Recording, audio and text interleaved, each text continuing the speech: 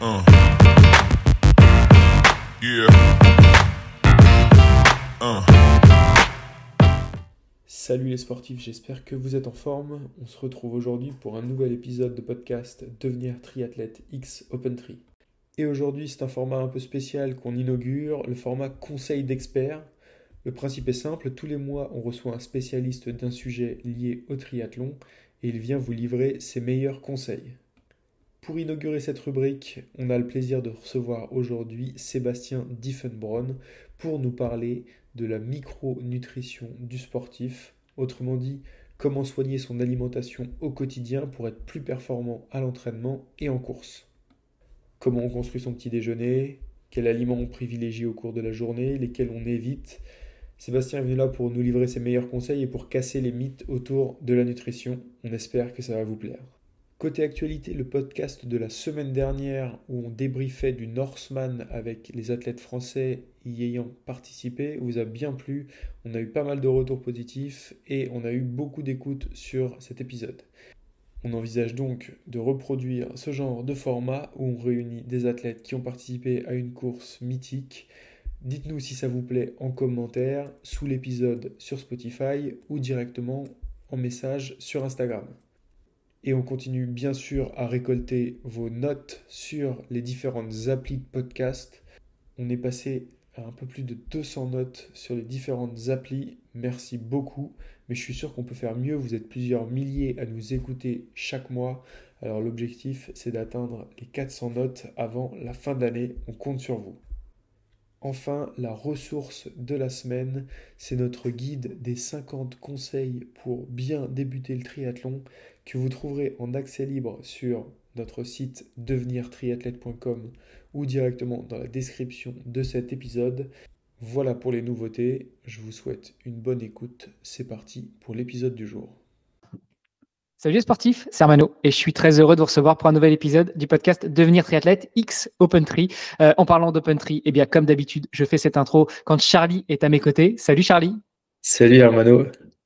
Et puis aujourd'hui, on lance la rubrique des experts et on a un expert pour nous accompagner. Alors, je suis très content de le recevoir parce que non seulement je le connais un petit peu par la communauté du Let's Trail Podcast avec qui il interagit très souvent.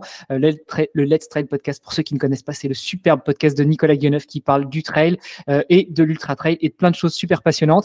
Il prend souvent la parole sur le podcast du LTP et puis ça me fait plaisir de le recevoir. Avec lui, on va pouvoir parler alimentation, hygiène de vie, diététique, nutrition, micronutrition. Je suis très content de tendre le micro à Sébastien Diffenbronn. Salut Seb. Salut à vous deux. Écoute Seb, la première question, c'est toujours la même pour nos invités. Je vais te laisser te présenter. Tu le feras bien mieux que nous. Donc dis-nous tout. Qui est Sébastien Diffenbronn? Alors, je ne sais pas si je le ferai aussi bien que toi, mais alors, je suis déjà avant tout pratiquant de sport d'endurance depuis une petite dizaine d'années, je dirais. Au travers de ma pratique du trail, course à pied, un petit peu de cyclisme aussi. Bon, plus jeune, j'ai pratiqué plein de sports différents qui n'ont pas forcément à voir avec le sport d'endurance. Et je me suis spécialisé il y a quelques années maintenant dans le suivi des athlètes sur le plan micronutrition et puis plus récemment sur le plan des problématiques hormonales, que ce soit chez la femme et chez l'homme. Voilà. Et à côté de cette partie micronutrition qui va nous concerner aujourd'hui, c'est pas mon job principal et je le cache absolument pas. C'est-à-dire que j'ai un job à côté qui est dans l'informatique. Je suis ingénieur tout simplement. J'ai envie de dire, mais cette partie micronutrition en fait est venue assez naturellement parce que dans mon groupe d'entraînement, il y a quelques années en arrière, j'ai rapidement vu qu'il y avait des grosses lacunes sur le sujet. Et donc, je me suis passionné sur ce point-là. Et de fil en aiguille, j'ai passé une formation un peu plus officielle en 2019-2020, une formation en hormonaux. Et après, je suis quelqu'un de très autodidacte. C'est-à-dire que le sujet me passionne depuis longtemps. Donc, je peux passer beaucoup de temps à creuser des sujets. Bon, et puis du coup, tu me disais en off, le fait que tu sois principalement en télétravail, bah, ça te permet aussi de te libérer du temps pour pouvoir te consacrer à cette passion, cette nouvelle passion qu'est la micronutrition, en plus de la pratique des sports d'endurance et en plus de ton job. Ouais, alors je pratique aussi un petit peu moins. Ça me permet aussi de me libérer un petit peu de temps par rapport à ce que je faisais avant. Mais oui, j'essaye un petit peu de me libérer du temps. Ma femme aussi peut avoir cette pratique un peu de télétravail. C'est les avantages, entre guillemets. Ça a des inconvénients aussi. Mais oui, clairement. Bon Tu alors, disais, vas-y, Sean. non, tu disais, Sébastien, t'es arrivé à ce sujet-là aussi parce que toi, dans ton entourage de pratiquants sportifs, tu te rendais compte que c'était un sujet qui était assez peu connu. Euh, Aujourd'hui, j'ai l'impression que le sportif amateur moyen commence à monter un peu en compétence sur le sujet de la micronutrition et il sait que finalement l'hygiène de vie a un impact sur les performances sportives. Toi, aujourd'hui, tu as quelle vision justement sur cette approche que la plupart des sportifs, plutôt sur les sports d'endurance, ont de leur nutrition? Est-ce que ça s'est un peu amélioré ces dernières années? On commence à avoir un peu plus de compétences. Est-ce que il y a encore des lacunes que tu vois au quotidien? Comment est-ce que tu perçois ça chez le sportif d'endurance moyen, si tant est qu'il existe, mais je sais que tu peux croiser. Alors, c'est une très bonne question. Je pourrais peut-être en parler pendant 1 heure, mais je vais essayer de faire synthétique. Tu me relanceras sur des points si jamais j'oublie quelques parties de ta question. Alors déjà, je suis arrivé plutôt par le côté ravitaillement, dans mon groupe d'entraînement. C'est là où j'ai vu que globalement, il y avait le plus de problèmes. Donc, je me suis concentré là-dessus pendant peut-être 1 année ou 2. Et en fait, après, je me suis rendu compte que parfois, pour des mêmes conseils, globalement sur 2-3 athlètes différents, on n'allait pas avoir le même résultat en course, même s'il y a forcément des problématiques liées, c'est pas la même course, pas forcément la même intensité, etc. Mais si on met un petit peu ça de côté, je dirais que, en fait, je me suis rendu compte que la nutrition quotidienne et les bases, si elles n'étaient pas OK, tu peux mettre le meilleur ravito du monde, parfois ça passera pas. Et donc, c'est là où, de fil en aiguille, je me suis retrouvé à m'intéresser du coup plutôt à la partie nutrition et la partie micronutrition. Et pour répondre à ta deuxième partie de question, je dirais que c'est très aléatoire. Il y a effectivement certains athlètes qui vont s'être un petit peu renseignés de leur côté sur certains aspects, etc. Après, là, je vais peut-être râler un petit peu, mais il y a aussi beaucoup de marketing autour des marques qui ne sont pas forcément en accord avec.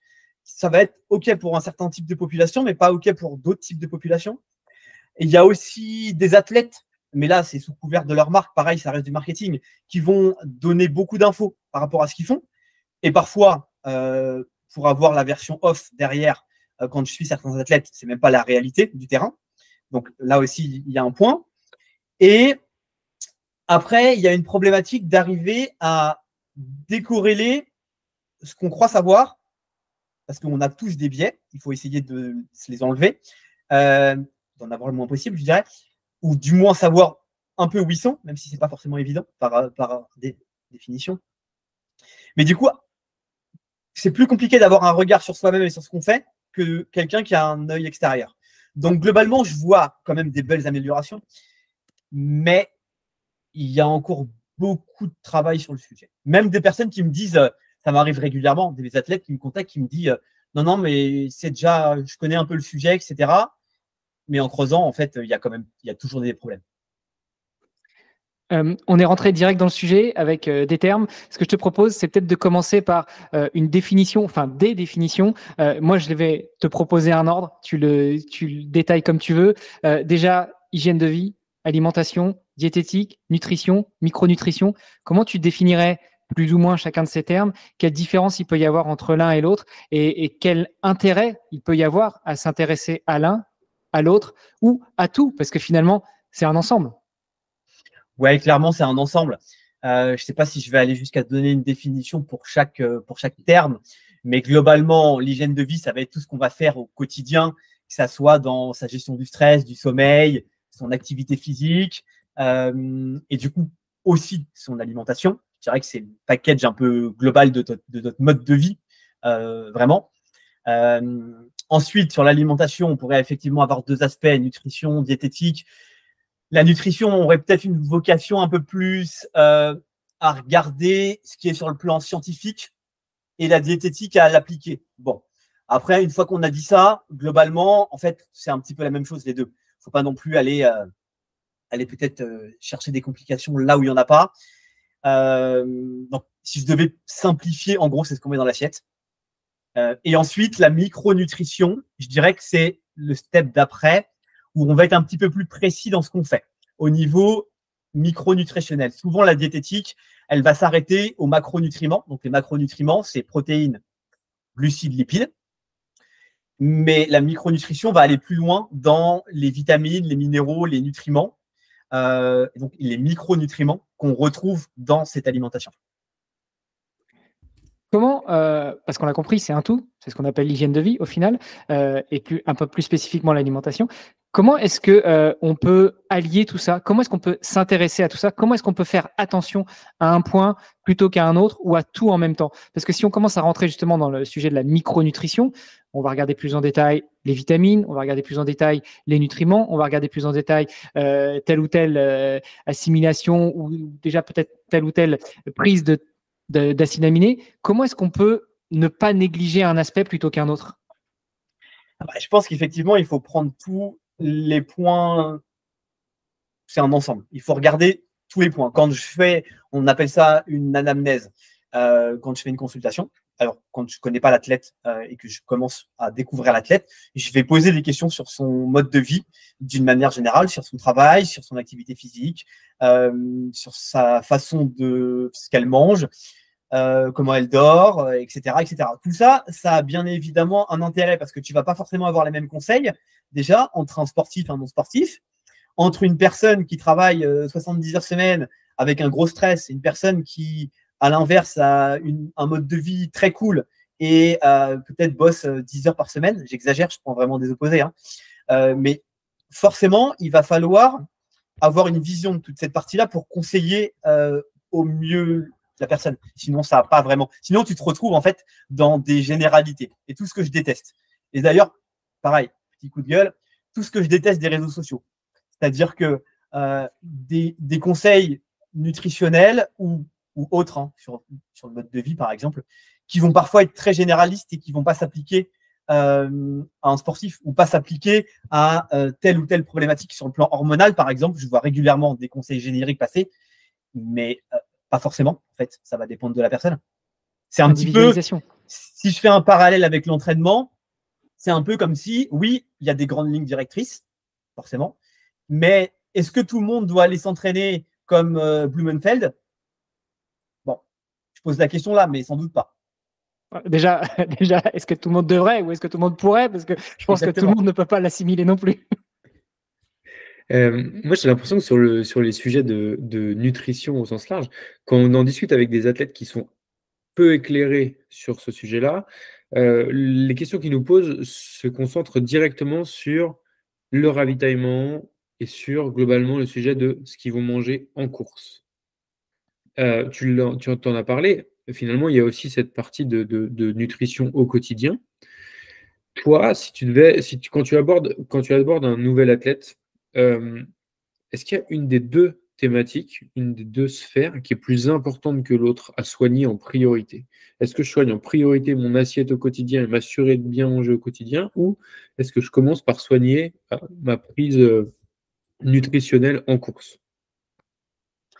Alors, comme je disais tout à l'heure, au début, on me contactait essentiellement pour la partie ravitaillement. Ça remonte à il y a très longtemps maintenant.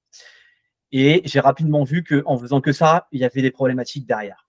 Donc, maintenant, sauf cas exceptionnel, mais je ne fais plus, si je ne connais pas l'athlète, je ne fais pas que la partie ravitaillement et je passe forcément par la première case qui est de faire un bilan micronutritionnel. Parce que imaginons, je vais prendre un exemple. Imaginons la personne a des troubles digestifs à l'effort, ce qui est quand même un grand classique. Sauf que, est-ce que la personne elle a aussi des troubles digestifs au quotidien? Est-ce que la personne elle a des carences en X, Y, Z qui vont avoir un lien avec la santé intestinale, qui sont globalement aussi souvent des nutriments dont on a besoin pour d'autres choses dans la pratique sportive, notamment le stress oxydatif? Et donc, du coup, si on ne travaille pas cette partie-là, on a beau mettre le meilleur ravito du monde, mais si la santé intestinale n'est pas OK, s'il y a des carences qui ont un impact sur cette santé intestinale, eh ben, en fait, je dis souvent, c'est un petit peu faire la décoration de la chambre d'amis dans la maison, alors que les fondations de la maison sont pas bonnes. Bah, il y a une chance sur deux que ça se casse la gueule. Il y a une vraie logique de priorisation entre les deux. On va commencer par s'assurer que du côté quotidien, hygiène de vie et hygiène nutritionnelle, ce soit clair pour après travailler sur la partie ravitaillement en course. Oui. Ok. Ouais, je pense que c'est le même point de vue que justement, pour reprendre le parallèle avec l'entraînement, tu vas pas faire des séances de spécifiques alors que tu n'as déjà pas les bases, tu n'as déjà pas le foncier, tu n'as déjà pas l'endurance qui sera nécessaire si tu veux te lancer dans un ultra trail, dans un triathlon plus ou moins long, ce genre de choses. Mais ce qui est peut-être un constat un peu contre-intuitif quand on en discute avec les athlètes, souvent, le truc c'est OK, on veut d'abord soigner mon ravito. Qu'est-ce que je prends en ravito? Est-ce que je mange assez? Est-ce que je prends assez de glucides toutes les heures? En fait, effectivement, il y a peut-être des problématiques en amont qui sont bien plus prioritaires à traiter sur le quotidien. Puis il y a le marketing beaucoup aussi, parce qu'on parle beaucoup de cet aspect-là, et c'est normal d'en parler, parce qu'il y a aussi des problématiques, mais le problème reste qu'il y a souvent d'autres sujets préalables à s'occuper avant. Comme disait Hermano, on ne fait pas de spécifique avant d'avoir fait quand même un petit peu ses bases, quoi. Et sur cette partie, justement, alimentation au quotidien, est-ce qu'il y a des grandes clés, des trucs prioritaires par lesquels commencer que tu peux nous présenter, que toi, tu mets toujours central dans un accompagnement? Par quoi on commence pour s'assurer qu'au quotidien, on ait posé les bonnes bases? Sachant que, je le rappelle, tu as parlé de biais tout à l'heure, que ce soit au moment de l'anamnèse, donc de cette première consultation que toi tu vas faire, tu vas poser des questions à tes sportifs et tes sportives, ou quand on essaie de faire soi-même le point sur son alimentation, sur son hygiène de vie, son hygiène nutritionnelle, forcément, on va se voir peut-être meilleur ou plus bon élève que ce que l'on est réellement. Comment faire la différence et comment éviter ces biais aussi? Petit complément à la question de Charlie. Alors, je vais commencer par ta question du coup. Alors, déjà, parce que je vais quand même essayer de poser des questions assez précises. C'est-à-dire que globalement, effectivement, si je commence mon entretien en disant « Est-ce que tu vas bien? Est-ce que tu as des soucis ?» Globalement, les gens ont tellement aussi une habitude à cacher leurs symptômes et à s'habituer de leurs symptômes que globalement, on va me répondre « Oui, ça va ». Sauf que par contre, si je pose des questions très précises sur la qualité du sommeil, sur les troubles digestifs, mais vraiment précises, c'est-à-dire la qualité des selles, des gaz, etc. Même ça peut aller jusqu'à la couleur des selles, bref, ça peut aller loin. Si on parle d'hormonaux, par exemple, je peux demander à un homme s'il a des érections tous les jours, une bonne libido, etc. Bref. Donc du coup, on va quand même globalement assez loin dans le questionnaire, dans mon questionnaire. Ensuite, j'utilise aussi en préalable un questionnaire en ligne qui me permet, pareil, plutôt assez complet, qui me permet de débroussailler un petit peu le terrain pour voir potentiellement où j'ai des problématiques. Et ensuite, je creuse ces problématiques-là.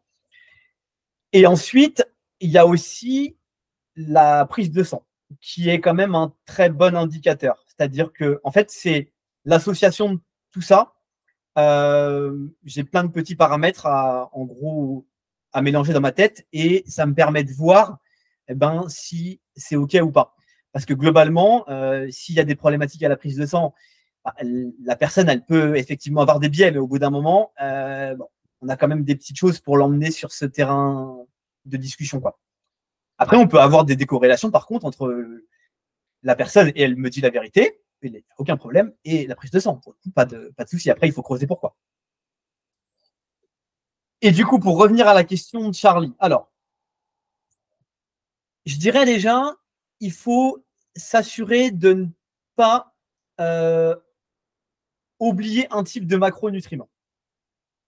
Donc, c'est-à-dire consommer des glucides, des protéines, des lipides. Je vais parfois avoir des athlètes, pareil, là c'est aussi une histoire de… Je fais juste une pause, vu que tu parles de ça. Glucides, protéines, lipides, très rapidement, les définir, et puis après on n'en parlera plus pendant le reste de l'épisode. Alors, protéines, on va avoir deux types de protéines, des protéines animales et des protéines végétales. C'est des acides aminés qui vont en gros servir de briques de construction à plein de choses dans le corps, que ça soit pour construire des muscles, mais aussi pour construire des enzymes, etc. Et bon, je ne rentre pas plus dans le détail que ça. Les glucides qui sont une forme d'énergie. Pour simplifier, on en a différents types, mais je vais simplifier. Et les lipides qui sont, pareil, source d'énergie, mais aussi nécessaires pour de la synthèse hormonale, la structure des cellules, etc. Voilà. Globalement, glucides, Grossièrement. sucre, lipides, graisses et protéines, ce qu'on trouve globalement dans la viande, dans les produits Protéines carnés, animales, mais aussi dans pas mal de protéines. ouais. On peut le simplifier comme ça, effectivement. Ok. Je te laisse continuer, excuse-moi, mais je pense que c'était nécessaire de préciser ça. Moi, ça me paraît simple, c'est pour ça que je ne reviens pas dessus.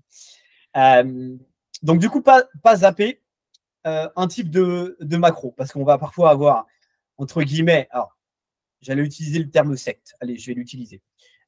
Cétogène, d'un côté, on peut avoir le carnivore de l'autre, le vegan de l'autre, etc. Au final, le corps humain, si on s'intéresse à de la biochimie de base, pour le coup, il a besoin d'un équilibre de tout ça. Les extrêmes sont jamais bons. Ok, ça peut fonctionner, un régime cétogène, mais ça va avoir des conséquences sur d'autres plans, notamment hormonal. Certains le toléreront mieux que d'autres, mais est-ce que ça veut dire qu'il faut le faire? Clairement pas. Et à l'inverse, une diète avec aucun végétaux ou à l'inverse, une diète avec aucun produit animaux, clairement, elle posera problème. Donc, il y a déjà cette problématique-là.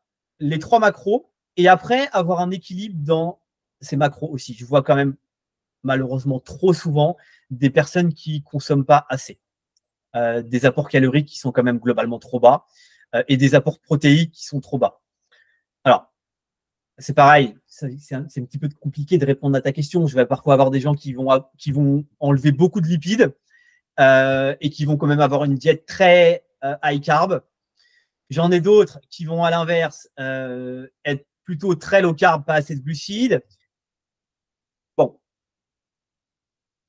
Là, ça reste quand même individuel, mais globalement, des macros avec à peu près 40-50% de glucides, une 15-20% de protéines et le reste en lipides, globalement, on ne se trompe pas trop. Après, il peut y avoir des petites différences individuelles sans aller sur les extrêmes, quoi.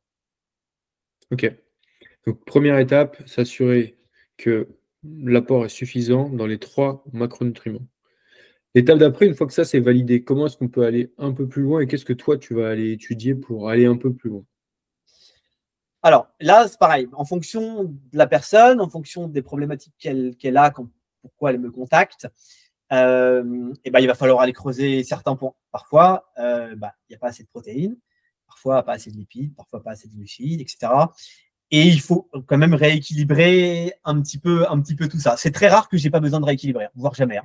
Il y a toujours une problématique déjà sur les macros. Après, peut-être un petit point aussi sur le jeûne intermittent, qui reste quand même un petit peu à la mode, un peu moins en ce moment. Mais globalement, c'est le sportif, ça reste quand même pas l'idée du siècle. C'est le sédentaire avec des problématiques métaboliques, tu vois, perte de poids par exemple, diabète, etc. Why not? Ça peut être un outil. Chez le sportif, c'est globalement quand même se tirer une balle dans le pied parce que je vois quand même quasi systématiquement des déficits énergétiques. Donc, si on commence la journée, si on fait un jeûne intermittent en sortant le petit-déj, globalement, il va falloir réussir à combler le déficit énergétique sur les 2 ou 3 autres repas, sachant que déjà, c'est compliqué avec un petit-déj quand on a un gros volume d'entraînement. Donc, en enlevant le petit-déj, pour le coup, ça reste presque mission impossible. Voilà. Et après, je vais te résumer un petit peu ma réponse en te disant une bonne densité nutritionnelle. Parce que pour faire fonctionner ces macronutriments, on a besoin de micronutriments. Je vais schématiser un peu ça avec une voiture, parce que j'aime bien cet exemple, je le donne souvent. Tu peux mettre de l'essence dans ta voiture, donc des glucides, des lipides, des protéines. Mais si ton moteur ne tourne pas bien, tes bougies, elles sont HS, tes injecteurs sont encrassés, le filtre à air, je ne sais pas ce qu'il a. Bref, tu peux mettre toute l'essence du monde. Si le moteur ne tourne pas bien, parce qu'il n'y a pas de nutriments pour le faire tourner, ça n'avancera pas. Donc, globalement, voilà, il faut une bonne densité nutritionnelle avec comme son nom l'indique, je dirais des aliments le plus denses possible en micronutriments. Donc, je rappelle micronutriments, vitamines, minéraux, oligo-éléments, etc., pour pouvoir faire fonctionner le moteur. Et quand on n'est pas justement un adepte de tout ça, au-delà de contacter des spécialistes comme toi, comment est-ce qu'on fait pour faire la part de ces macros et de ces micronutriments? Ça, c'est une chose. Surtout au quotidien, est-ce que ça ressemble à un régime, à une diète? Comment est-ce qu'on peut s'assurer qu'on est dans le bon? Alors, il y a souvent cet adage, quand il y a de la couleur dans ton assiette, déjà, tu es dans un bon, tu es bien parti. Alors, de la couleur, de la diversité de couleurs, excuse-moi, parce que si c'est que tout vert, que tout jaune ou que tout rouge, c'est pas forcément bon, tu l'as dit. Tu n'es pas un adepte des extrêmes. Mais en gros, quand tu es néophyte, comment tu fais pour savoir que déjà tu es dans le bon? Et puis après, quand on te contacte, comment on fait pour ajuster tout ça pour pas que ça ait l'air d'une checklist tous les jours quand tu dois préparer ton repas ou quand c'est ton plus un qui fait à manger et que tu te retrouves devant une assiette qu'on t'a préparée, quoi. Ouais. Alors, effectivement, les couleurs, c'est une bonne. Je peux le dire régulièrement. La problématique, c'est que là, on est par exemple que sur la partie plutôt potentiellement vitamines et antioxydants, parce qu'on va avoir une famille d'antioxydants par couleur à peu près. Mais globalement, là, c'est une partie de l'équation. Après, il faut, je dirais, avoir une alimentation quand même le plus diversifiée possible, si la personne le tolère. C'est-à-dire ne pas consommer, par exemple, que des œufs comme source de protéines, ou ne pas consommer que de la viande rouge, ou ne pas consommer que de la volaille. En fait, il faut apporter de la diversité parce que chaque famille d'aliments va apporter des micronutriments différents. Allez, je prends l'exemple de la viande rouge, par exemple, ça va apporter du fer, ça va apporter de la L-carnitine, ça va apporter du QI, ça va apporter du zinc. Il y en a d'autres, mais je dirais que c'est les principaux. Un peu de vitamine du groupe B également. Si on mange des œufs, on va avoir un peu de cholestérol qui est nécessaire, il ne faut pas en avoir trop peu. De la choline, par exemple, pour la santé mentale. Des protéines. Ensuite, si je prends les petits poissons gras, on va avoir des oméga 3. La volaille, on va retrouver du zinc, par exemple. Voilà, déjà, ne serait-ce que là, sur les produits animaux, en diversifiant les produits animaux, on va pouvoir couvrir une bonne partie de ces besoins en micronutriments. Après, si je vais, par exemple, du côté des lipides, du gras, on va retrouver, bon, classique, par exemple, l'huile d'olive ou l'huile de colza. Mais là aussi, il va falloir diversifier parce que dans la famille des acides gras, il y a plein de sous-familles, mono, poly, etc. Et même dans ces familles, il y a encore des sous-catégories. Et donc, du coup, bah là, il va falloir peut-être, si la personne le tolère, consommer un petit peu d'oléagineux, consommer un peu de chocolat plutôt noir si la personne apprécie, diversifier les huiles, etc. Pour les glucides, on va avoir le classique riz-pâte, mais globalement, là, c'est pareil. Peut-être pas forcément que tourner vers des produits transformés.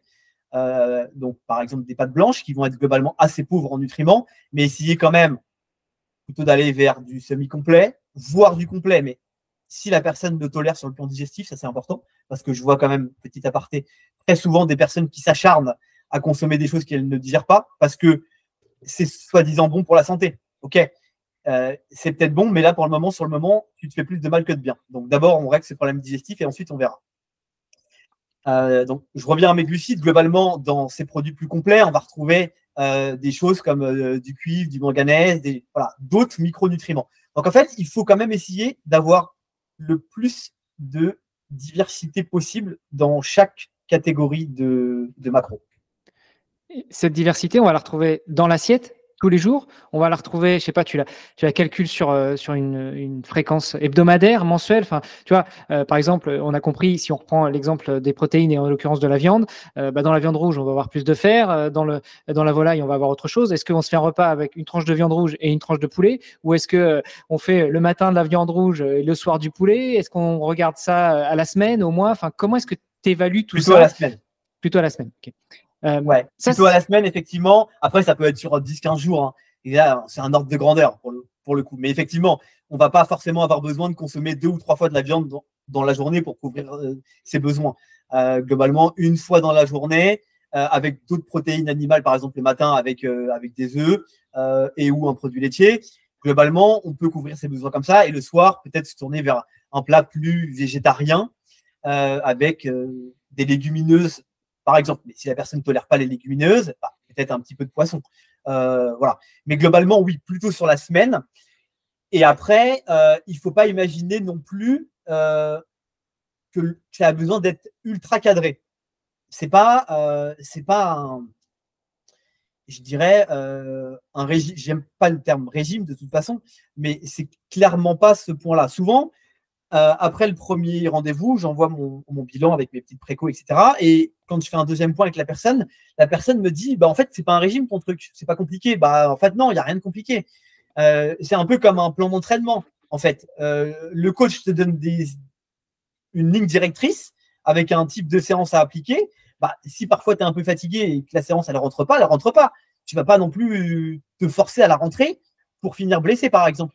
Je sais pas, tu es fatigué, ta journée de boulot, X, Y, Z raison, et ben c'est pas grave, la séance tu fais un peu moins ou tu la feras le lendemain. Et du coup, l'équilibre, ton plan d'entraînement, il se sera fait sur les X semaines de prépa avant ta course.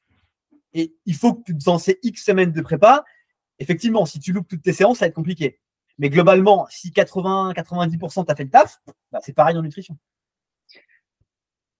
Tu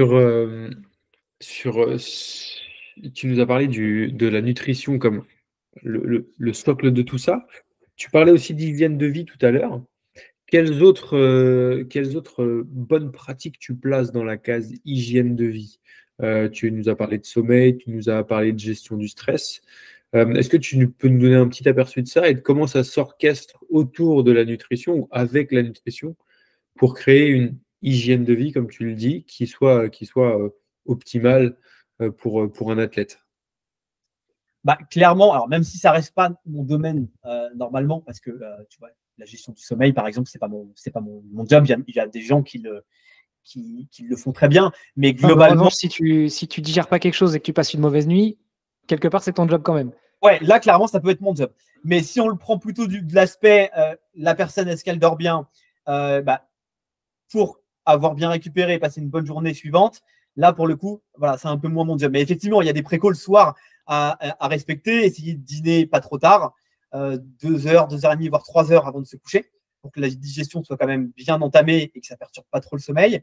Clairement, il y a des gens, là c'est pareil, c'est très individuel. Il y a des gens qui ont besoin de beaucoup de quantité de glucides le soir pour bien dormir. Il y en a d'autres, il va falloir peut-être en mettre un peu moins et un peu moins de sucre rapide parce que ça va les stimuler un peu trop. Ils vont avoir du mal à trouver le sommeil. Il y en a, ça va être plutôt les protéines. Si on met trop de protéines un peu riches en certains types d'acides aminés, pareil, ça va les stimuler un peu trop et ils vont avoir du mal à trouver le sommeil. Mais là, on rentre un peu dans le cadre, je dirais, individuel. Voilà sur cette partie du sommeil. Après, la gestion du stress, elle est importante aussi parce que ça va épuiser ou utiliser certains types de minéraux, le magnésium entre autres, dont on a besoin, notamment pour la pratique sportive. Donc là aussi, forcément, bah, si on n'a pas une bonne gestion du stress, et ben, ça peut impacter notre capacité à fournir de l'énergie. On va aussi avoir potentiellement des troubles hormonaux parce qu'il y a des grosses implications entre gestion du stress et la partie hormonale. Et quand je dis gestion du stress, attention, c'est pas forcément, je dis souvent, c'est pas forcément parce que votre femme ou votre mari vous a cassé les pieds hier soir ou votre chef au boulot, mais c'est aussi tous les stress physiques et physio. C'est-à-dire qu'une séance de VMA ou de PMA, une séance de Jiménez ou je ne sais quoi, globalement, c'est un stress physique. Donc, c'en est un. Des bains froids, c'est aussi un stress physique. Pas manger assez, un jeûne intermittent, c'est un stress. Tout ça, c'est à mettre aussi dans l'équation. À un moment donné, on a un petit capital stress dans la journée ou sur plusieurs jours. Si on commence à… Parce qu'on a lu que c'était une bonne idée de faire des bains froids, du jeûne intermittent, de ne pas manger un type de macro, etc. Au bout d'un moment, peut-être que c'est OK, mais peut-être que tout mis bout à bout, et ben, ça finira en surentraînement dans 3 semaines. Voilà. Donc, globalement, voilà, il y a cette partie sur la gestion du stress. Après, au quotidien, je dirais aussi, ça peut paraître bizarre ce que je vais dire, mais d'avoir une activité physique qui n'est pas forcément que la pratique sportive. Parce que je peux voir quand même des sportifs, on appelle des sportifs sédentaires, globalement, c'est-à-dire que la personne, elle va effectivement faire ses 45 minutes de sport midi ou soir, mais tout le reste de la journée, elle est assise. Et globalement, le corps, notre physio n'est pas fait pour fonctionner comme ça. Donc, il faut quand même garder une activité physique à côté. Mais peu importe l'activité physique, hein, ça peut être marcher, faire du jardinage, tondre sa pelouse, je ne sais quoi, c'est de l'activité physique. Il y a des choses, je reviens un peu sur ce qu'on a dit, mais qui parfois peuvent paraître contre-intuitives. J'en avais fait, enfin, je l'avais testé justement. Quand tu dis il faut avoir une alimentation suffisamment dense et entre parenthèses, manger assez, voire manger un peu plus, surtout quand on fait du sport. Souvent, on se dit, je veux être plus performant, je veux maigrir, donc je vais manger moins, et puis ça ira mieux, je vais maigrir, et puis je vais plus performer. Tu peux nous faire un petit laïus là-dessus, justement? Moi, je pourrais faire un laïus de 3 heures. C'est mon sujet de prédilection depuis quelques temps, du coup, lié aux troubles hormonaux, carrément. Donc, ça, c'est la version trop simpliste de l'affaire. La question de tu sais, moi, comparer aux copains. Malin, alors je pose des questions simples. C'est se comparer aux copains et se disant, mais lui, il a un taux de masse grasse ultra bas, moi, je vais faire pareil parce qu'il est meilleur que moi. Ok. Sauf qu'en fait, ça marche pas comme ça. Tout le monde n'a pas la même capacité. Comme tout le monde n'a pas la même capacité à supporter une grosse charge d'entraînement, tout le monde n'a pas la même capacité à avoir un taux de masse grasse bas. Donc, globalement, et j'aime bien ce petit résumé, il faut trouver le taux de masse grasse le plus bas, mais avec plein de petits points. C'est-à-dire, pas avoir faim à longueur de journée, pas être irritable à 16-17 heures parce que vous crevez la dalle, pas avoir des troubles du sommeil, pas avoir des troubles hormonaux, de libido chez l'homme, notamment d'érection. Et pas de troubles, on va dire, de concentration. Tu parlais ça arrive assez classiquement.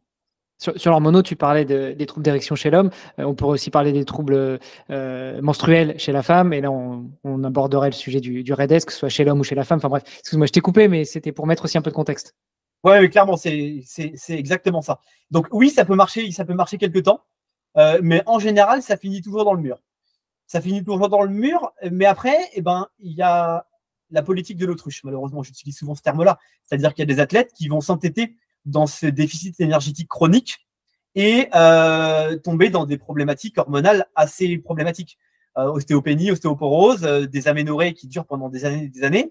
Et là, c'est des problématiques de santé sur le long terme. Et je vais revenir sur un exemple que j'aime bien donner, celui, je l'ai cité tout à l'heure, Blumenfeld. On m'excusera, mais à un moment donné, le mec sort quand même des watts à vélo, court un marathon à des allures que peu de personnes dans le monde arrivent à tenir, et pourtant, il n'a pas un taux de masse grasse très bas. Je pense que, vu comment il est suivi, s'il était plus performant avec 3 kilos de plus, de moins, pardon, globalement, il ne les aurait pas, les 3 kilos. Donc là, je pense qu'il a trouvé un poids, et ça, c'est un exemple que donne souvent Nico Martin, trailer, confirmé pour ceux qui ne connaissent pas. Globalement, il faut aussi que tu trouves le poids qui te permet de supporter ta charge d'entraînement sans te blesser. Est-ce que le coach te met aussi en termes de charge vis-à-vis des objectifs que tu as en tête et que tu lui as demandé? Voilà. Je ne sais pas si ça répond à la question.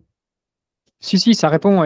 Et justement, ça permet aussi, je pense, d'alerter certaines personnes qui se disent je vais bouffer moins et puis comme ça, je vais maigrir, j'aurai un taux de masse grasse plus basse. Je tiens à préciser aussi, et tu pourras peut-être me corriger, mais je pense que c'est aussi une question d'instantanéité. Si je reprends l'exemple de ma traversée de la France l'année dernière, je devais avoir un taux de masse grasse pas loin de 10%. Maintenant, je suis plutôt sportif sédentaire, je suis plutôt sur 15-20%. J'ai pas besoin là maintenant d'avoir une masse grasse plus basse. Quand je faisais ma traversée de la France à 10%, j'étais bien, mais c'était une question d'instantanéité. C'était le moment, j'avais le niveau d'entraînement qui allait bien, je supportais la charge. Maintenant, c'est autre chose. Si vous courez 2,30 au marathon et que vous dites maintenant je vais faire de l'ultra trail et que vous essayez de rester sur le même niveau de masse grasse sans changer votre alimentation, je parle sous ton contrôle, Sébastien, mais à mon avis, ça va peut-être pas marcher. Ça marchera peut-être pour certains, mais pas pour d'autres, effectivement. Et ton exemple est aussi frappant. Mais c'est comme la charge d'entraînement. C'est-à-dire que tu ne mets pas la même charge d'entraînement à un athlète toute l'année.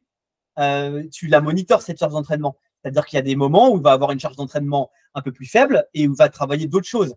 et ben typiquement, c'est un petit peu pareil. À un moment donné, l'athlète, il peut se dire, OK, je sais que je suis quand même un peu plus performant avec 1 kilo de moins. Donc, je vais faire le taf à un moment donné parce que j'ai un objectif ou 2 ou 3 dans l'année. Mais le reste du temps, et ben, ton kilo en plus, et ben, c'est normal de l'avoir parce que tu te sens mieux comme ça au quotidien. D'ailleurs, on en parle des kilos, on parle du kilo ou des 2-3 kilos. Quelles sont tes recommandations par rapport à tes athlètes, qu'ils soient hommes ou femmes, quant au monitoring de leur poids? Parce que suivant le moment de la journée où on monitore son poids, suivant l'heure à laquelle on a mangé la veille au soir, suivant comment on a dormi, on peut avoir des variations. Moi, j'ai déjà vu des variations, ne serait-ce que chez moi, de 2-3 kilos sur 3-4 jours, suivant comment on a bu, est-ce qu'on a fait pipi pendant la nuit ou pas. Comment tu orientes tes athlètes pour monitorer tout ça, sachant que derrière tout ça, au-delà du sujet hormonal, au-delà du sujet du poids, il y a aussi parfois des aspects psychologiques qui rentrent en jeu. Ouais, clairement.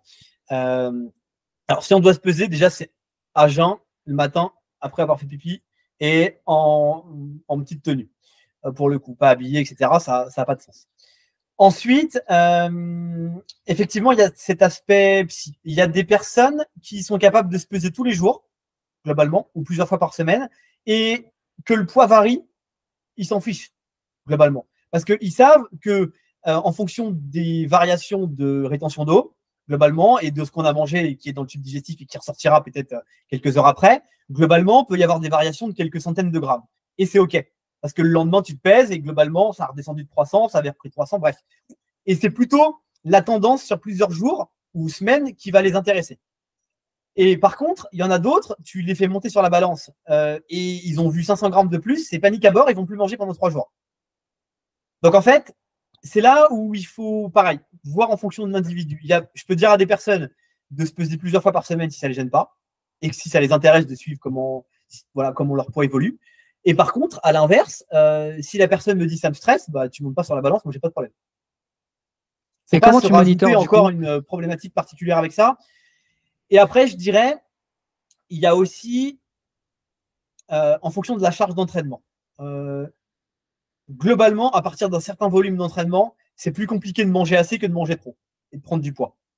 Donc, mis à part si la personne a des problématiques hormonales qui font que les métabolismes ne fonctionnent pas correctement, gros guillemets avec le correctement, eh ben, elle va potentiellement prendre un peu de poids, même si elle est avec un apport alimentaire qui paraît quand même un petit peu faible. Mais si on est sur un métabolisme qui fonctionne très bien, globalement, c'est compliqué. Tu vois, un athlète qui s'entraîne 15, 20, 25 heures par semaine, globalement, il est quasiment tout le temps en déficit énergétique, sauf quand il ne s'entraîne pas, les jours de repos, ou quand il est en coupure sur quelques semaines. Donc, voilà. Et pour en revenir justement à cette question d'ingérer suffisamment de calories par jour, parmi les trois, voire 4 repas qu'on peut avoir dans la journée, probablement que le petit déjeuner, j'ai l'impression, et tu vas me corriger ou me confirmer, c'est probablement le repas où il y a le plus d'amélioration possible chez la plupart des athlètes. Aussi parce qu'on hérite d'un petit déjeuner français bien copieux, souvent bien glucidique. Est-ce que tu partages pas diversifié? C'est peu diversifié. Est-ce que tu partages ce constat? Est-ce que c'est là qu'il faut aller creuser quand on veut de manière très terre à terre aller s'améliorer sur un truc en priorité? Est-ce que le petit déjeuner, ça fait partie des gains un peu faciles entre guillemets qu'on peut aller chercher? Ouais, clairement, c'est un gain facile. Après, je suis un peu biaisé parce que lorsqu'on me contacte, souvent, tu vois, c'est quand même parfois, vu que je suis plutôt orienté vraiment micronut, donc quand même aller assez pointilleux sur les biologies, les prises de sang, etc. Souvent, les personnes m'arrivent quand même avec un premier bagage sur cette partie, je dirais, quotidienne. Donc, souvent, le petit déjeuner est quand même plutôt bien. Ça m'arrive d'avoir des choses vraiment type un peu déjeuner à la française, comme tu dis. Mais sinon, globalement, c'est quand même plutôt bien. Mais oui, il y a des gros leviers d'action parce que je vois quand même souvent pas assez de protéines le matin, trop de glucides. Et à l'inverse, d'autres repas dans la journée et après l'entraînement où là, il n'y a pas assez de glucides. Donc, en fait, souvent, il y a un jeu un peu de chaise musicale à aller récupérer des glucides le matin et aller les remettre à d'autres moments dans la journée. C'est quoi pour toi justement les points d'attention particuliers sur le petit-déj? Qu'est-ce qu'on peut faire concrètement de mieux pour améliorer un petit-déj un peu Alors, très classique de simple. quelqu'un qui n'aurait pas travaillé le sujet? Je dirais le petit déj type chez un sportif. 2 œufs à la coque ou au plat. Évidemment, il faut que le jaune soit cru. Un produit laitier, donc fromage ou yaourt par exemple. Après, on peut de temps en temps un bout de jambon, un bout de poisson, pourquoi pas. Ensuite, un fruit, une poignée d'oléagineux. Pareil, diversifier la poignée d'oléagineux. Une trentaine de grammes pour la femme, 40-50 pour l'homme. Pareil, sous couvert que la personne digère bien ses oléagineux parce que c'est pas donné à tout le monde quand même. Et puis après, on va modérer les glucides en fonction de l'appétit qui reste et de la charge d'entraînement, je dirais. Donc ça peut être des flocons d'avoine par exemple qu'on met dans son yaourt, ou ça peut être du pain au levain. Mais voilà, on garde déjà la base, ce que j'ai indiqué, protéines, lipides, et on fait varier les glucides en fonction de l'appétit et tout simplement de la charge d'entraînement. Il y a certaines personnes qui disent parfois pas de glucides au petit-déj ou juste un fruit. Bon, why not? Mais si la personne a une grosse charge d'entraînement, ça va quand même être un petit peu limite. Il faut, à mon sens, quand même en rajouter un peu. Allez, 40-50 grammes de glucides au petit-déj, ça reste quand même plutôt très bien. Sur la question du fruit, je fais un petit focus sur ce sujet-là. Le fruit, on a parfois tendance à faire le raccourci avec le fait que ce soit surtout du sucre. Tu peux juste nous réexpliquer en quoi un fruit, ça se différencie pas mal d'éléments transformés qui peuvent être aussi des sucres simples, et en quoi un fruit, c'est bien meilleur que d'aller taper dans un paquet de Prince ou de je ne sais quel biscuit chocolaté ou goûter. Du coup, il y a la densité nutritionnelle que j'évoquais tout à l'heure. Déjà, il y a quand même des vitamines et des minéraux que tu n'auras pas forcément dans ton produit très industrialisé. Même si parfois, les industriels rajoutent des vitamines et des minéraux, mais qui sont souvent des vitamines et des minéraux de pas très bonne qualité, des formes qui ne sont pas bien assimilées. Donc, globalement, il vaut mieux clairement un vrai aliment dans sa matrice alimentaire. Il y a aussi des fibres qui vont avoir cet impact que n'aura pas forcément le produit industrialisé, et les antioxydants qui sont très importants qu'on va retrouver dans le fruit. Donc en fait, il faut voir le fruit comme, je vais schématiser, je vais grossir le trait.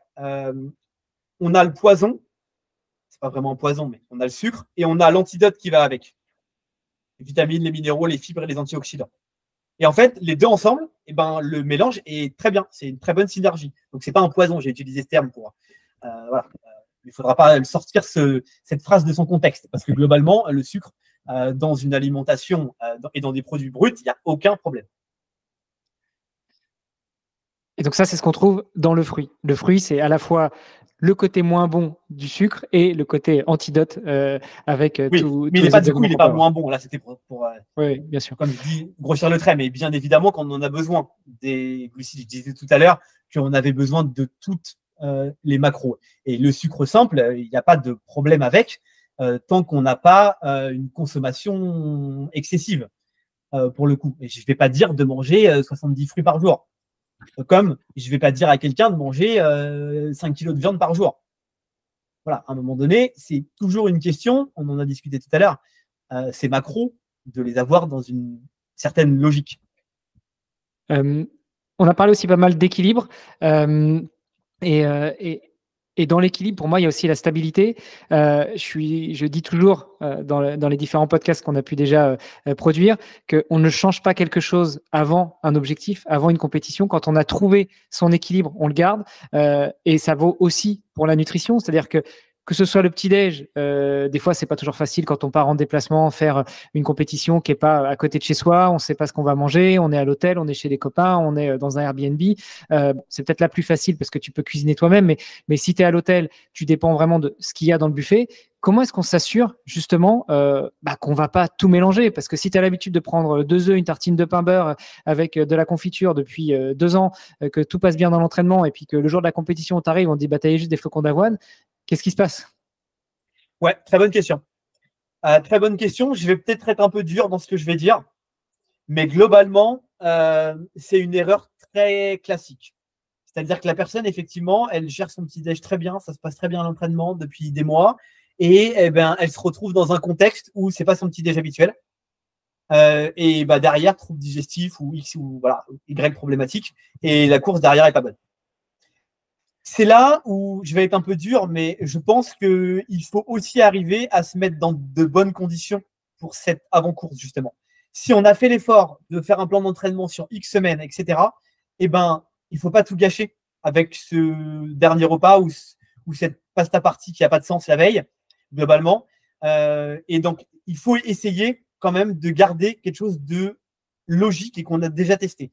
Alors, si on n'a pas possibilité de faire son petit déj habituel, il faut dans ce cas-là tester autre chose avant, sur plusieurs week-ends, typiquement, pour voir combien de temps on le met à digérer. Est-ce que les séances que je vais passer après, est-ce qu'elles passent toujours de la même manière, de bonne façon ou pas? Et dans ce cas-là, ça nous permet d'ajuster. Mais on ne peut pas se dire, là, demain matin, je vais à l'hôtel, je verrai bien s'il y a au petit-déj. Il y a de grandes chances pour que ça foire.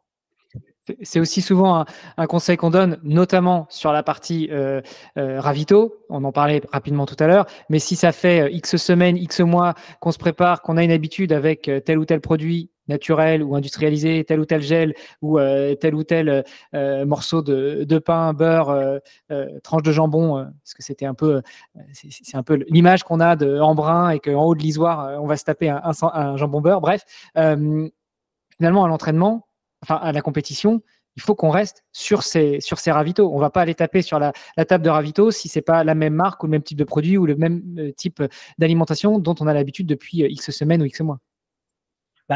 Effectivement, c'est la bonne pratique. Après, il y a certaines courses, malheureusement, où tu n'as pas forcément le choix. On ne va pas parler triathlon, mais on va parler UTMB juste 30 secondes.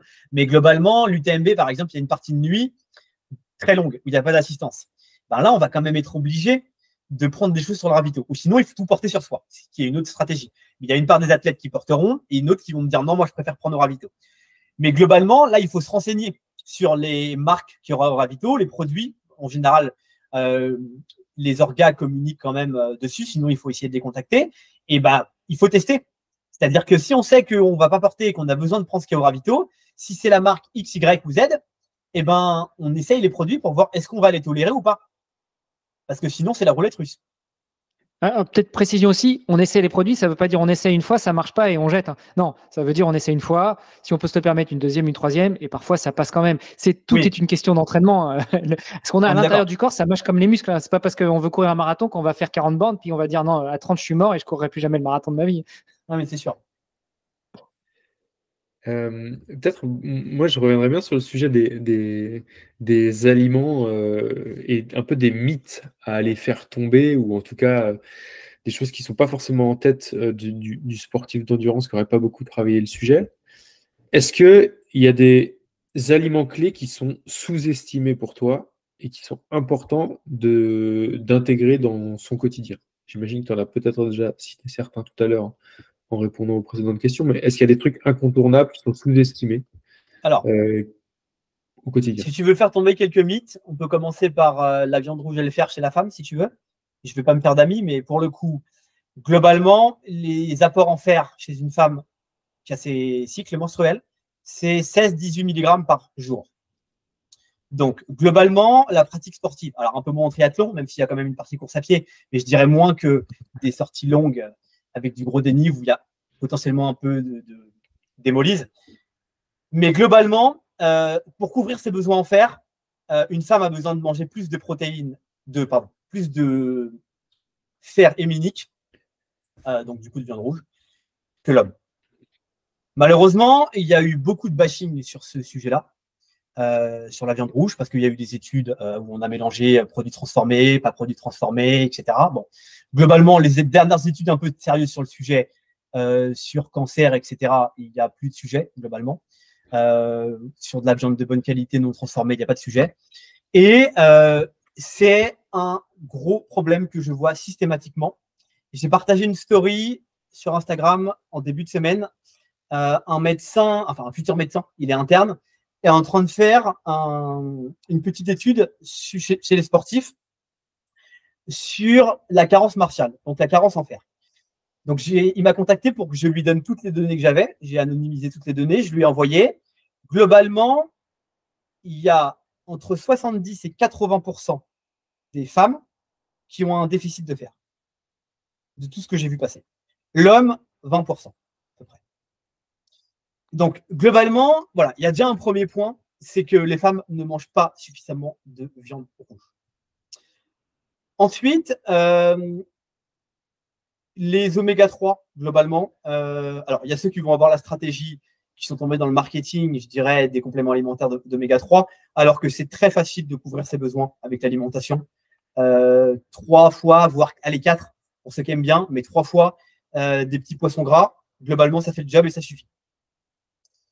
Dans poisson gras, tu mets quoi? Et dans les 3-4 fois, c'est par semaine. Sardines, maquereaux, globalement, je dirais que c'est les deux plus simples, les moins pollués, les moins problématiques sur le plan écolo. On évite le saumon parce que ça n'existe plus. On évite le saumon parce que ça n'existe plus, le saumon de pêche plein eau. Après, le saumon, il y en a qui aiment bien, moi y compris, donc j'en consomme un peu de temps en temps, mais effectivement, idéalement, il ne faut pas en manger plusieurs fois par semaine, quoi. Donc ça, c'est pour les petits poissons. Je dirais que c'est peut-être les deux plus gros sujets. Et après, le gros sujet, ça reste que quand même le déficit énergétique d'une manière globale. C'est-à-dire, soit ça manque de lipides pour certains, soit ça manque de glucides pour d'autres. Mais je vois quasiment systématiquement, comme je disais tout à l'heure, des déficits énergétiques.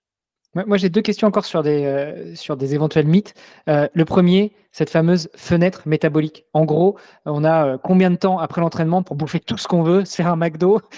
J'exagère.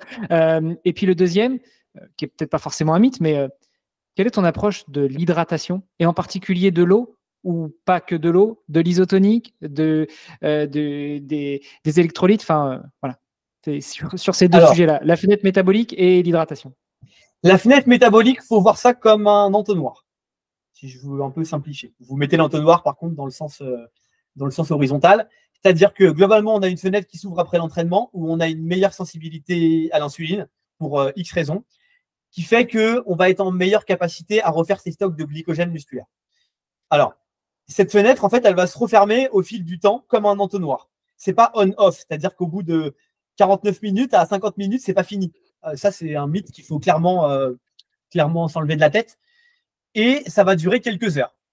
Et globalement, plus on remet des glucides régulièrement, plus cette fenêtre, elle va durer longtemps comme ça dans le temps. Alors, pas indéfiniment, parce que nos stocks de glycogène ne sont pas infinis, mais globalement, voilà, on peut faire fonctionner comme ça, c'est-à-dire, si on a besoin de refaire ces stocks de glycogène, parce que parfois, on n'a pas besoin de les refaire à 100%, on va avoir une stratégie sur plusieurs heures pour pouvoir refaire ces stocks de glycogène. Et la bonne pratique, ce n'est pas de consommer que des glucides, mais on a une meilleure resynthèse de glyco avec des repas ou collations, avec un peu de protéines et un peu de glucides. Voilà sur cette partie-là. Donc, globalement, ça se joue dans le temps. Juste sur le mythe, est-ce que pendant cette fenêtre métabolique, pendant cet entonnoir, on peut manger tout ce qu'on veut, ou au contraire, il faut quand même avoir une certaine attention sur ce qu'on ingère? Il y a quand même une certaine limite. On a quand même si on a une meilleure sensibilité à l'insuline, à un moment donné, on a quand même des enzymes qui travaillent pour faire le job de cette resynthèse. Donc, forcément, tu vas te retrouver avec quand même des capacités limitantes. Mais si on veut refaire cette synthèse de glyco sur 24 heures, on parle à peu près de 7 à 10 grammes de glucides par kilo de poids de corps. Donc, globalement, vous faites le calcul, vous prenez votre poids de corps, vous multipliez par 7, c'est le minimum syndical, jusqu'à 10. Ça fait des grosses quantités. Vraiment grosses quantités. Il y a des gens qui n'arriveront pas à les consommer, hein, clairement. Tu fais 65 kilos, tu multiplies par, allez, on va dire 10, c'est plus simple. 650 grammes de glucides, il faut aller les chercher, parce que surtout que les glucides, tu ne les trouves pas tout seul, quoi. Ah oui, non, c'est ça. Donc, il y en a qui ont un gros appétit, ça passera sans problème. Il y en a d'autres, ça va être plus compliqué. Mais c'est là où, est-ce que j'ai besoin de refaire mes stocks pour le lendemain? Typiquement, je peux prendre un exemple. Les coureurs du Tour de France, globalement, ils n'ont pas le choix, hein, à part leur jour de repos. Mais sinon, globalement, il faut qu'ils refassent les stocks pour le lendemain. Donc, eux, ils n'ont pas d'autre stratégie, il faut y aller.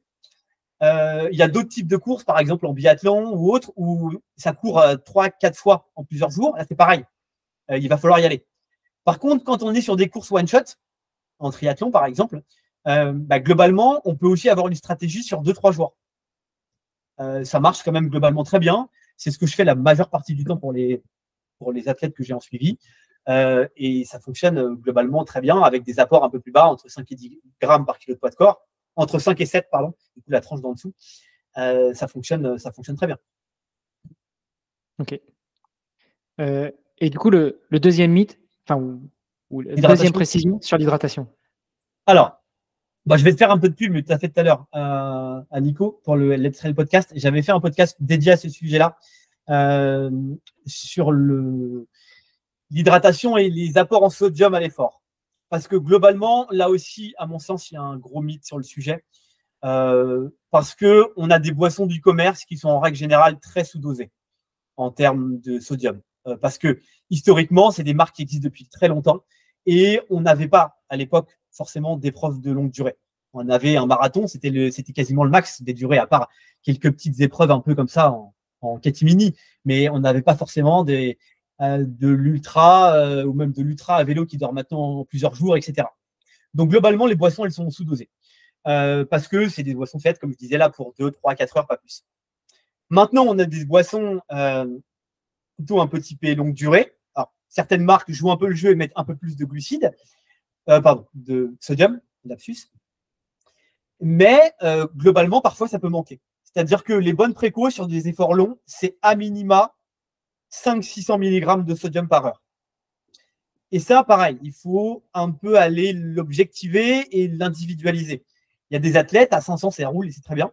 J'ai même eu une fois un athlète à 500, c'était trop, il fallait un peu moins. Bon, ça m'est arrivé qu'une fois. Globalement, 500-600, ça reste une bonne base. Mais après, tu as des athlètes qui transpirent beaucoup ou qui ont des grosses pertes de sodium. Et dans ce cas-là, il faut être en capacité d'aller réfléchir et se dire, lui, il va peut-être falloir un peu plus de sodium.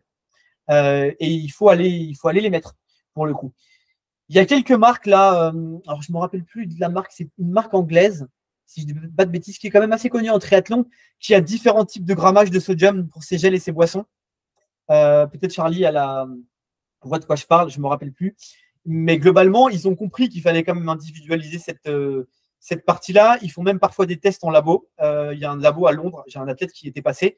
Ils font des tests de sudation et derrière, ils conseillent le nombre de sodium par heure à aller consommer. Après, on peut le faire de manière un peu plus empirique quand on n'a pas ces tests-là. Et quel intérêt du sodium, justement? Parce que tu es venu sur le sujet, mais à quoi ça sert? Rapidement, on va pas refaire l'épisode avec Nico, hein. Déjà, on continue de lui faire de la pub, allez l'écouter, mais sinon, on fera un épisode après aussi, nous, sur le sujet de l'hydratation. On en a besoin pour les échanges intra- et extracellulaires, pour faire les échanges entre les cellules. On en a besoin pour le système nerveux. Voilà, grosso modo, c'est à ça que je penserais dans un premier temps. Donc, oui, on en a besoin.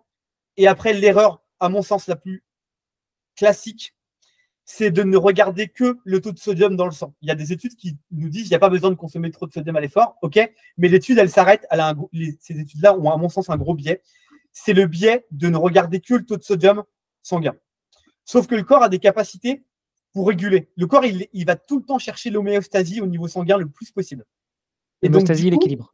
Ouais, exactement. Et donc, la fonction rénale, par exemple, avec une hormone qui s'appelle l'aldostérone, va chercher tout le temps à réguler ce taux de sodium. Sauf que, est-ce que ça veut dire que le taux de sodium dans les cellules, il est OK? Est-ce que ça veut pas dire que vous avez aussi excrété beaucoup de potassium pour garder ce sodium? Qu'est-ce que vous avez fait au niveau rétention d'eau pour aussi garder ce sodium? Je vais faire un petit parallèle. C'est un peu comme si on disait à l'athlète, tu prends ta glycémie, tant que ta glycémie elle est OK, tu n'as pas besoin de prendre de glucides. Ta glycémie, c'est ton taux de sucre dans le sang. Mais ça ne veut pas dire que tes cellules, elles n'ont pas besoin de sucre pour fonctionner. C'est exactement la même chose. Sauf que là, malheureusement, il y a un gros problème sur ce sujet-là. Et on s'est arrêté à se dire, le taux de sodium, il est OK, donc ça veut dire qu'il n'y en a pas besoin, c'est OK. Alors que globalement, il y a quand même des symptômes assez évocateurs quand on manque de sodium. Rapidement, les symptômes? Les crampes, mais pas que. Mais les crampes, ça peut. Mais j'insiste, le pas que, parce que sinon on va me tomber dessus, parce qu'il y a aussi d'autres paramètres. Et après, tout ce qui est un peu plus migraine, un peu plus neuro, on va dire. Donc migraine, un peu plus trop sentir où on est. Ça, c'est vraiment un peu les cas un peu extrêmes.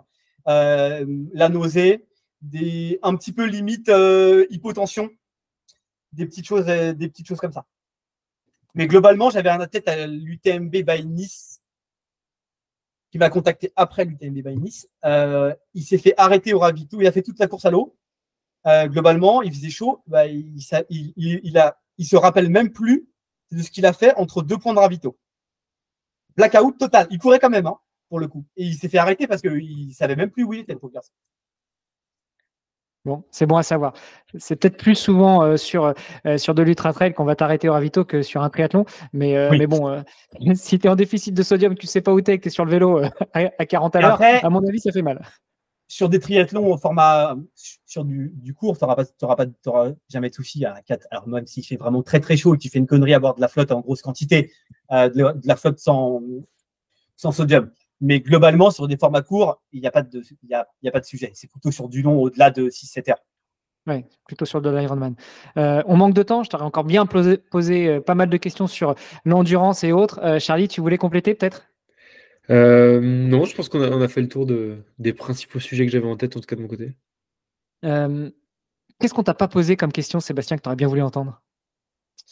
Ah, je sais pas. On n'a pas trop parlé du ravito, effectivement, mais ça pourrait être un sujet presque à part entière. Sinon, non, on a déjà peut-être balayé quelques bases. Après, c'est pas évident pour moi forcément de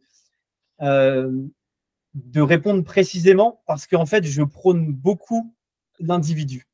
Et c'est pas une question de rétention d'informations de ma part, parce que alors, là, je suis peut-être un peu moins connu dans le monde du tri, mais dans le monde du trail, et notamment sur Instagram, j'essaye de partager beaucoup d'infos. Parfois, il y en a qui me disent, mais pourquoi tu partages tout ça? En fait, c'est parce que ça me fait plaisir, tout bêtement. Et par contre, je partage rien de précis. C'est-à-dire que je partagerai jamais à dire sur un tel format de course, il faut faire telle quantité de glucides à l'heure ou telle quantité de XY. Parce qu'en fait, ou si on parle de micronutriments, par exemple, etc. Parce qu'en fait, il faut individualiser. C'est comme l'entraîneur. Oui, il y a des grandes lignes, mais si c'était aussi simple que ça, il suffit d'écrire un livre ou de sortir un podcast et d'expliquer, voilà, vous faites ça, vous vous entraînez comme ça et vous sortirez un Ironman comme Blumenfeld. En fait, non. Clairement, il faut individualiser l'entraînement et tout ce qui va autour. Il y en a qui font de la prep mentale parce qu'ils en ont besoin, et qui fassent de la prep mentale, c'est très bien. Il y a la nutrition, et il y a l'entraînement et tout ce qui va autour. L'hygiène de vie du sportif. Écoute, merci beaucoup Seb. Pour terminer, où est-ce qu'on te retrouve? Où est-ce qu'on te suit? Tu as parlé d'Instagram, ça se passe où? Globalement, c'est plutôt là que j'essaye d'être le plus actif. Je partage quand même quelques petites infos de temps en temps quand je vois des études passer, parce que je lis quand même beaucoup d'études scientifiques sur le sujet, tous les jours ou presque. Donc voilà, quand je vois un petit truc passer qui me semble intéressant, je partage. Quand parfois, à l'inverse, je vois des choses qui m'agacent, ça m'est arrivé hier, je peux débunker un peu un sujet. Et voilà. Super. Écoute, merci beaucoup Seb. On espère que tu auras de plus en plus de triathlètes et puis qu'on va te réinviter et que tu seras un nouvel expert aussi dans le triathlon. On ne demande pas de nom parce qu'il y a la confidentialité, sauf ceux qui veulent bien en parler. Éventuellement, ce sera peut-être le sujet d'un autre épisode. Merci beaucoup Charlie. On se retrouve la semaine prochaine pour un nouvel épisode du podcast Devenir triathlète. Et puis Seb, on te laisse retourner au boulot. Merci, à plus tard.